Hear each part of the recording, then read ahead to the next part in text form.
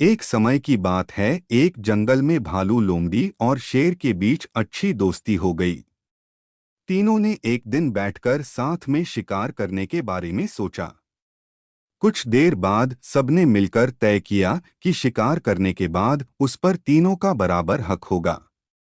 ये फैसला लेने के बाद तीनों दोस्त शिकार के लिए जानवर की तलाश में जंगल की ओर निकल पड़े।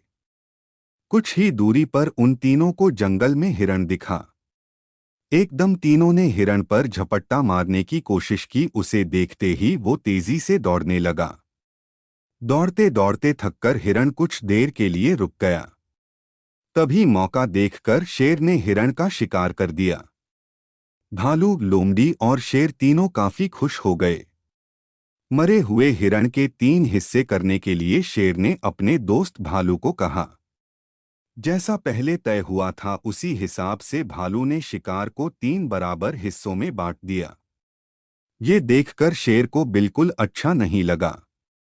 वो गुस्से में जोर जोर से दहाड़े मारने लगा। दहाड़ते दहाड़ते शेर ने भालू पर हमला करके उसे अपने दांतों और पंजों की मदद से 2 हिस्से में बांट दिया। लोमड़ी ये सब होते हुए देख रही थी। तभी शेर ने एकदम से लोमड़ी को कहा, चलो दोस्त, अब तुम इस शिकार का अपना हिस्सा ले लो। लोमड़ी चालाक और समझदार दोनों ही थी। उसने बड़ी ही अक्लमंदी के साथ हिरण के शिकार का 3/4 हिस्सा शेर को दे दिया और खुद के लिए 1/4 हिस्सा ही बचाया। इस तरह हुए शिकार के हिस्से से शेर काफी खुश हो गया। उसने हंसते हुए लोमड़ी से कहा, अरे वाह, तुमने एकदम मेरे मन का काम किया है।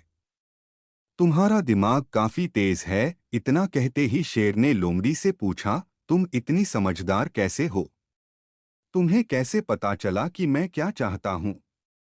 तुमने इतना अच्छे से शिकार का हिस्सा लगाना कहाँ से सीखा है?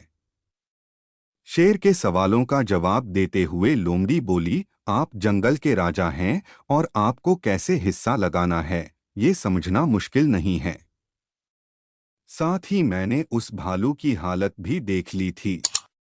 उसके साथ जो कुछ भी हुआ उससे सीख लेते हुए मैंने ऐसी समझदारी दिखाई है।